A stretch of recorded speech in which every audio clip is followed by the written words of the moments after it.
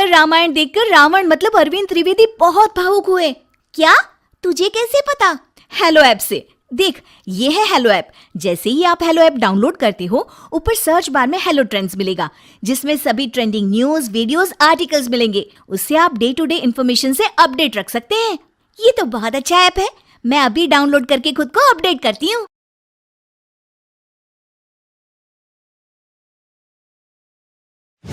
जादू टोना जैसी चीजें खतरनाक है, लेकिन जब उनका प्रयोग एक बहू के हाथों होता है तो वो कितनी मजेदार हो जाती है, खुद देखिए। रामगढ़ गांव में सुधा रहती थी। सुधा की सास उससे बड़ा काम कराती, तो पति ऐसा जो ना कभी घुमाने ले जाता और ना ही कभी कोई तोहफा लाता। बेचारी इस बात से हमेशा दुखी रहती, लेकिन एक दिन उसकी जिंदगी बदल जाती है। अरे सुधा, सारा दिन न जाने क्या क्या सपने देखती रहती है। जाकर कुछ बढ़िया सा खाना बना कर ले आ। सपना ना देखो तो क्या करूं? मेरे तो कर्म ही फूट गए जो ऐसे घर में शादी हो गई। इससे अच्छा तो माँ जी कोई फुल टाइम मेड ही रख लेते। ओहो, बढ़िया ही फुल टाइम मेड रखने वाली। मेरे बेटे के लिए तो विलायत से रिश्ते आ रहे थे। वो तो तेरे पापा ने तेरी इतनी झूठी तारीफ कर दी कि हमारा तो मन ही पिघल गया। अच्छा, विदेश से रिश्ते? वाह माँ जी वाह। अरे भगवान से तो डरिए। विलायती बहू लाकर क्या गाय का गोबर लिपवाती? बहू बहू होती है, ना वो देशी होती है ना विलायती। बहू का काम सिर्फ सास की सेवा और घर का काम होता है। और सुन, तुझे मैं क्यों बताऊं कि मैं क्या करती? जाकर घर का काम कर।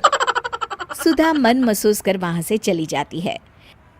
शाम को सुधा का पति जल्दी घर आता है, जिसे देख सुधा खुश हो जाती है। जी, आ गए आप? जरूर मुझे कहीं घुमाने ले जाने का प्लान होगा आपका। सब समझती हूँ मैं। अरे नहीं भाग्यवान, घूमना क्या है, बस आज जल्दी बस मिल गई तो घर जल्दी पहुंच गया। अच्छा सुनो, जरा आज शाम की चाय के साथ पकोड़े भी तल लेना, बड़ा मन कर रहा है। सुधा पति की बात सुनकर पैर पटकती हुई किचन में चली जाती है।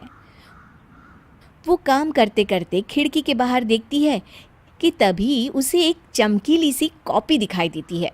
वो खिड़की से उस कॉपी को उठा लेती है और उसे खोल कर देखती है, तो उसमें सुनहरे अक्षरों में लिखा होता है, जादुई किताब, इस पर जो लिखो वो सच होता है।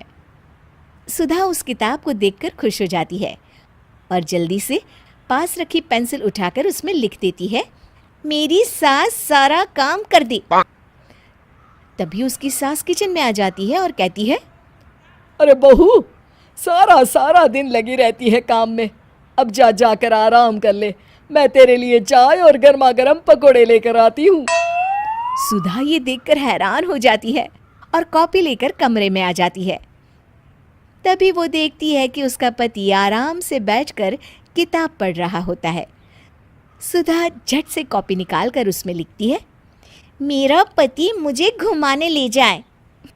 बस फिर क्या था, सुधा का पति किताब बगल में रख देता है और उससे कहता है, बहुत दिन हो गए हम कहीं घूमने नहीं गए ना, चलो कल मैं ऑफिस से छुट्टी ले लेता हूँ।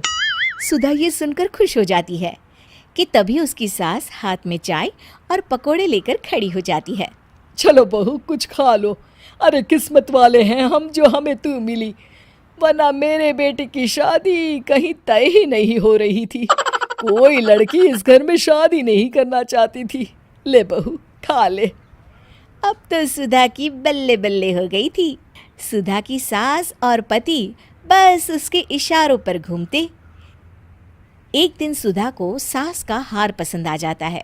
वो सास से कहती है, माँ जी कितना खूबसूरत हार है, क्या ये हार आप मुझे दे देंगी? ओए होए, बढ़िया ही, मुझे दे देगी? अरे तेरी माँ ने दिया है ना मुझे, जो मैं तुझे दे दूँ? मैं अपने एक भी गहने तुझे कभी नहीं दूंगी। तभी सुधा अपने कमरे में जाती है और कॉपी में लिख देती है, सास के सारे गहने मेरे हो जाए। अब क्या था, थोड़ी ही देर में सास एक संदूक लेकर उसके कमरे में आ जाती है। बहू ये ले। ये क्या है माँ जी?